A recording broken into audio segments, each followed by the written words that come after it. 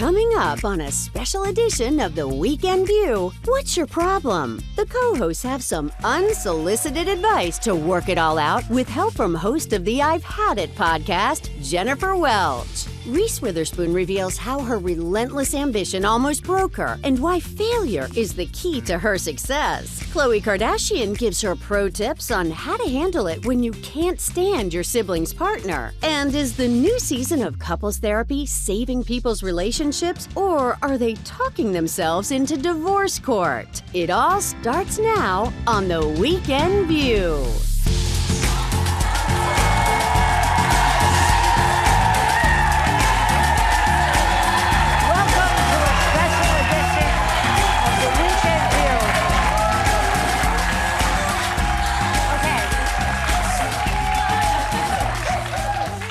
I know you love us, but thank you. Anyway, this is a special edition. It's called What's Your Problem? And we're here today giving out advice that no one asked for on a variety of issues. Anna's not here today. I don't know where she is. Don't ask. But joining us is the host of I've Had It podcast, Jennifer Welch. They love you. Hello. So here's the story, Jennifer. Get with the program, all right? I'm here. I'm ready. All right. Legally Blonde fans are celebrating Reese Witherspoon bringing back her iconic character as executive producer of the new series, Elle. Here's a look at the trailer. Let's watch that. Can't even say it. Seattle. It's a new city with a fresh start. Feeling very blonde. There's another one. Mom, her roots. I hope it's a choice. Hey, you got this.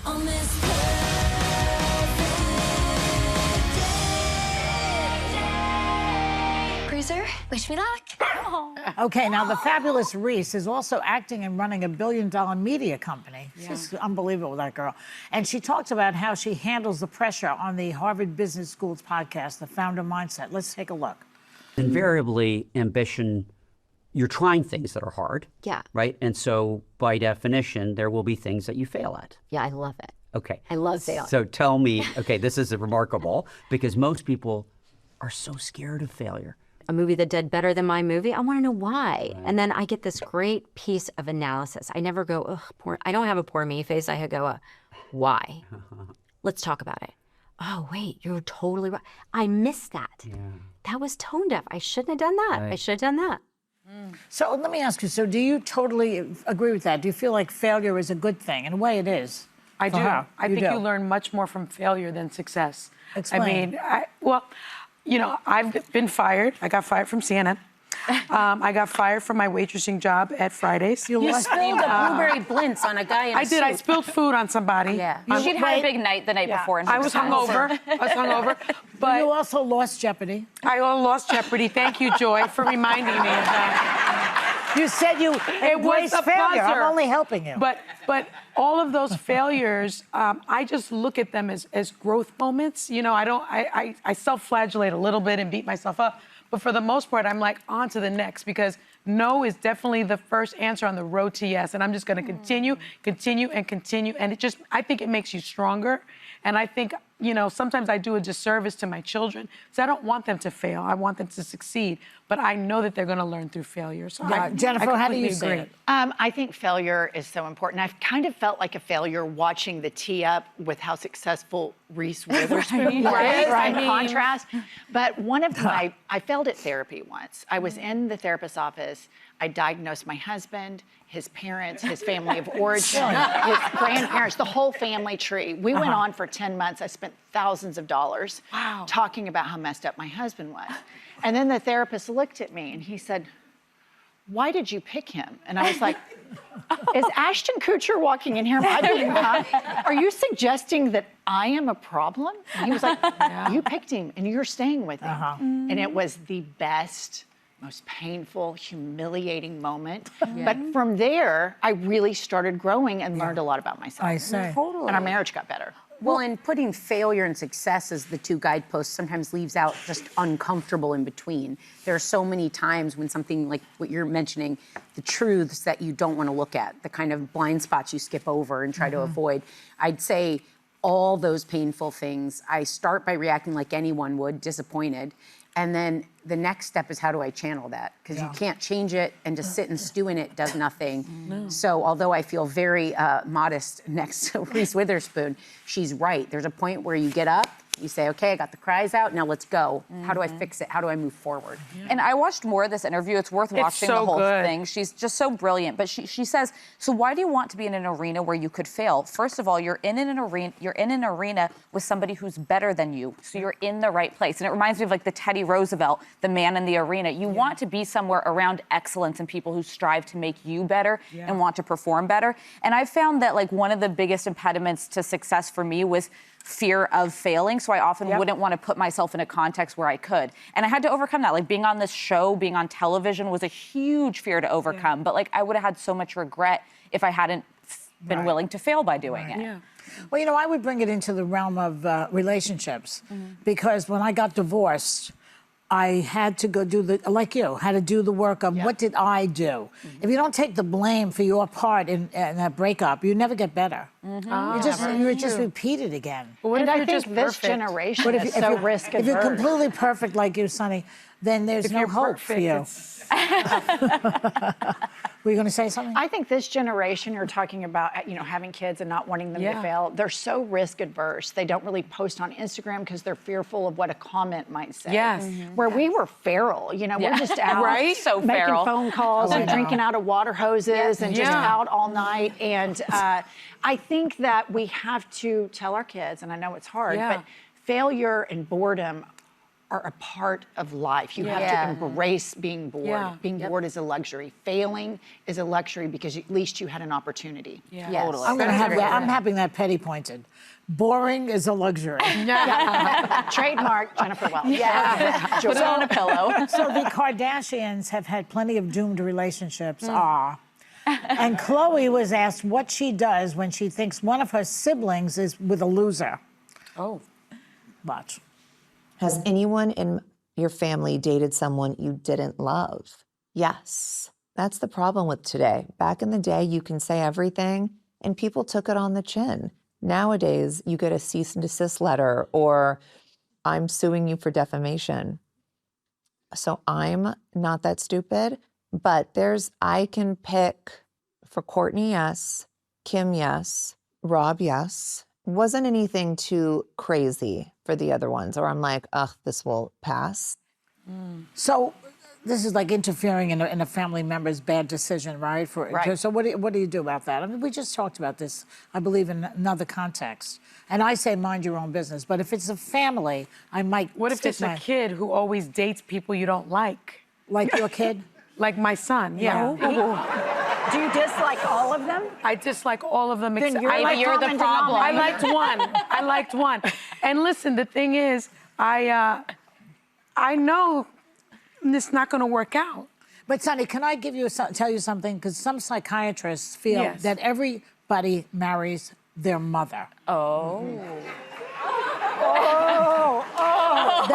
That this is like a school of psychiatry. People think, oh, that guy, my first husband was very skinny and tall, just like my father. So I thought I was marrying my father. But into the relationship, I saw he was more like my mother. So there's something in his relationship with these girls that has something to do with you. But they're always so crazy. Well, Maybe it's If the shoe fits. maybe it's the thing. You spot it. She knew that was coming. She knew that was coming. You spot it. You got it. No, but He loves a crazy girl. He does like a crazy girl, very pretty and very crazy. But what I will say is, what I have learned about it is the more I say I don't like the person, the more they like the person.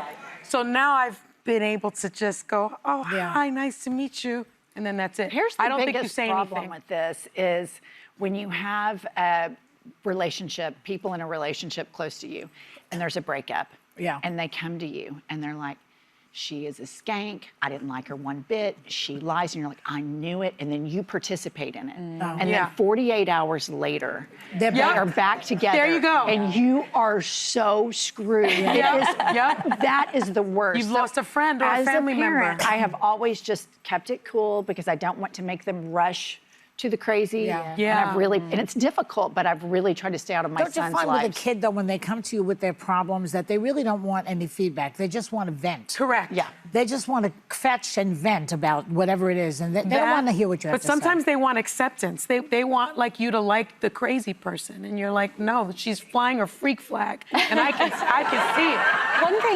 One thing that always comes to mind more as the sibling that was watching my siblings is when I was young, I had this fiery reaction where I fought it because like my sibling deserved more, and this was a bad match, and all these things. As time kind of hits you down and you watch people go through like illness, loss, death, you start to look at those people and realize my job was never to marry them. It was my sibling's job to be with them. How do I support that person in whoever they're picking? It becomes less light on all that they aren't and more on what are you here in this equation? Because the bottom line is you can't run them all away. Totally. Like You can try. I wasn't able to. I got kicked out of Christmas at 21 because I said something to my sister's fiance, and I was like, Dad, I'm not even a kid anymore. Are they And married? he's like, you heard me. They're divorced. And Interesting. So, Hello. I'm not going to go as far as to say I was right, but well, and I don't like to generalize, but I do find that with parents, if someone you're dating or seriously dating, your parents don't like them or their parents don't like you, I think that's incredibly hard to overcome. I wouldn't say it's impossible, but that is tough. Like to ever put your significant other in the position of choose between your mom and me, you never want to be there. That's right. To me, it's usually a big red flag that something in the unit is not going to work. But real quick, because this started with the Kardashians, I am not going to get a cease and desist letter, so I'm going to predict who Khloé was talking about. Black China, Scott Disick, and either Chris Humphries or maybe Kanye, or maybe both. Right? That's true. Okay. We'll be right back. We gotta go. We'll be right back.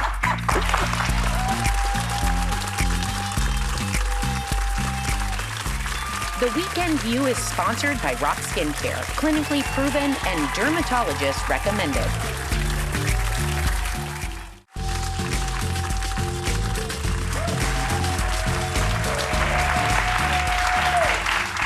So a woman wrote into the Washington Post advice column about how to handle a guy who wants to know why she broke up with him. She writes that when she went to his apartment for the first time and saw what a filthy pig he was, it was over. She saw that and she said no. But she's not sure if she should be that honest with him when he asks. What would you do? Would you tell him what a little piggy he is? There was actually more to this story. So the guy came back to her and was like, was it that I wasn't good in bed? Yeah. And the woman writes, he was actually excellent in bed, but a terrible slob. And in this case, I think she should tell him because it's hard to recover from not being good in bed. You can get cleanly. He can clean up and for the future, like do well for someone else. Your need is a freak, but you're a lousy leg. That's the mark he's not going to be able to undo. I think you have to be brutally honest about those types of things. And this is what I call normal people problems. So my husband and I have been together 25 years. He's in recovery from alcohol and opioid addiction. And so that was a really difficult process. That moment where my therapist owned me was all under that umbrella. And when he was using and things were so horrible, I would go to the therapist and I would say, I just want normal people problems. I want to be upset that he's messy. Of course. And so I think when you get to normal people problems, because living together sucks, sharing sucks. It's not fun to share. And so you have to be brutally honest, like, you're a pig, you're a great lay, but you need to clean this stuff up. Because these are fixable problems. That's such good Alcoholism is really hard to fix, trust me. That's hard because it's a disease. I'm sorry you went through that. Was it many years?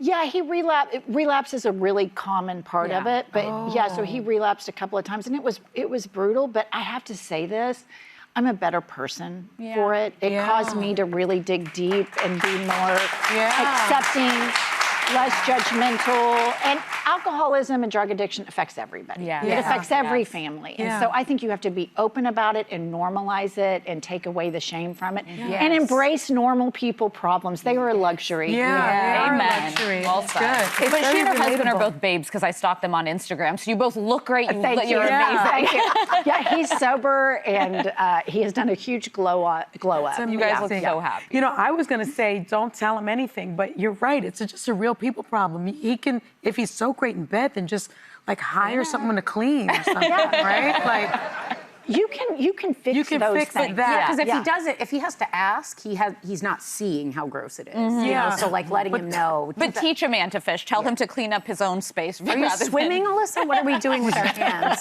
Clean. The only thing is, after many years together, he's still going to be a pig. You think so? good his in sex bed. is not going to be so great after several years, and he's still going to be a little piggy. You think he's going to be a slob? Is that what you'd tell him? Well, I mean, I think that those kinds of habits die hard. If somebody's not neat and doesn't care about his environment, that doesn't die easily, I don't think. That would be then gross. it'll start to irritate her after a while. Yeah, but you can effort some of that because in a marriage, it is about compromise. It is about things that aren't prioritized to you, but you recognize it matters to them and you do change things. Because there are absolutely things over the years that I've watched Max somewhat improve on. Yeah. And me, of course. Yeah, I'm And the it sounds messy like one. this and man is very sexually motivated and thinking about it a lot. He's just a man. If she withheld sex and offer in exchange for him to be tidier, that might be the great exchange. I like that. There you go. That's no, her I kink. don't agree with that. You don't agree with withholding the sex I to don't get think, something? no, it's emotional blackmail now. That's not Physical good. blackmail. All right, let's do this topic. All right. The Showtime series Couples Therapy is back for season 5, where we meet all new couples going through sessions that get pretty intense. Take a look. In couples therapy, nothing is what it seems. Are you positive that you're not lying? Do you really want to say that? It's very hard to decipher what to believe in. I'm allowed to believe what I believe. It shows up in people's anxiety about their partner. I don't feel the sincerity. I don't feel it. It can put a couple at war with each other. Really intense feelings come up. Frustrate me. That was on me. Stupidest thing I've ever heard. Doesn't mean it's the only way. Time out. You can pretend all you want. I don't think there's anything left. Oh. I don't believe in couples therapy. I do. Why are you laughing? I just thought that was hilarious. I think couples therapy can be helpful, but here's the key to it.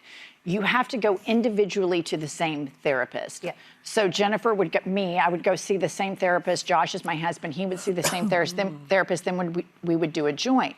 The reason for that is if I'm going to a therapist that he's not going to, I'm going to subconsciously or consciously present my case as my representative, the best version. I'm going to edit out all the toxic things I did. Right. And so if you're going to go to couples therapy, it has to be rigorously honest, warts and all. But the honesty is what really does you in couples therapy. I think that would because do you me say in. he's not a generous lover. You can never take that back. No, exactly. But that's not the jumping off point usually. You build So time. I love what you're saying because there are therapists that don't necessarily, they won't see you individually and as a couple. And Max and I only went to someone that we could see and be with. And what I loved is that people don't always understand is the therapist gave us, she identified our communication technique. Every couple has a dance. So you can't change the other person's dance, but you can change how you do, which in turn changes how they respond. And they give you communication techniques of how to come at conversations with curiosity, how to ask questions when you really want to say you're a... ChatGPT does that. No, seriously, I've been married 28 years. We definitely don't dance, communicate the same way. And therapy would not work for us because I would say something crazy that I couldn't take back. So but Manny knows that. Yes. But doesn't mean he likes it. He doesn't like it. So what I now do is when I'm about to say something and unload something juicy, I type it into ChatGPT and I ask ChatGPT to soften it for my husband. And I send that version via text. 100% it works. 100% accuracy. Right, Brian? I told Brian. It's true. It has worked for me. It just worked for me over a Mother's Day snafu that I had with him. I am extremely pro therapy. I have yet to go to couples therapy, but if we need it down the road, I'd be open. Have you tried it with ChatGPT? No, but I will say this. Therapy, like mental health is similar to physical health. You could go to your primary care doctor and lie about your lifestyle, be like, oh no, I don't drink alcohol. I work out all the time. I eat healthy. And you might not get the right results. Therapy, you have to be honest and open. Yeah. I had a dear girlfriend, and I also probably lied a little early with my therapist, but they pull it out of you. They'll get there and they'll see what your quirks are. But I had a girlfriend who we years ago had a falling out. She would come back to therapy just like absolutely had her tires pumped, and she's like, I was right about everything. That's a bad therapist. Like, you're probably not right about everything, and she's probably not giving the unvarnished truth. So you have to like show up being willing to be transparent and a little bit humble. ChatGPT is cheaper, it's immediate, it's quick, and I'm telling you, it's And it good. says I'm always right. Psychodrama works the same way. Yeah. We'll be right back.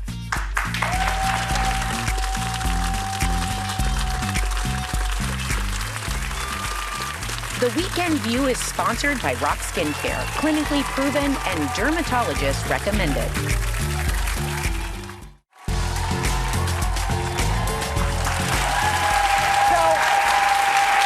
Our beloved Asuncion was on the Webby Award-winning Behind the Table podcast with Brian, and she talked about a new way to approach adult kids who are living with their parents. Take a look. There was a story in the New York Post about some parents creating formal contracts for their adult kids who are living at home, basically outlining rules and expectations like paying rent, keeping a job, and even setting house rules like no overnight guests. How do you feel about this? I have suspicions. We have that. You do have that. Absolutely. Mm-hmm. Yeah. I mean, they're adults, my children, 23 and 20, but they're kidults. They're like toddlers with driver's licenses and passports. Mm-hmm. My daughter's in college, and Gabriel comes home when he's not on his trips or working abroad. They no overnight guests. They're not married. Right. Okay. So I mean, if it's a friend, then the friend can sleep over. But if it's a romantic partner, they cannot sleep over. Yeah. That's a Catholic in me, I guess. They must come home by midnight, and if they're not coming home, I must know that in advance. Because Gabriel's not on our Life 360 anymore. I know that's been an adjustment for you. Yeah, and one of the rules was if I pay for your phone, you're part of the Find My Phone or Life 360. And Gabriel gave us his phone back and bought his own phone. He made the move. And I respect it, but if you're living in my home, you follow my rules.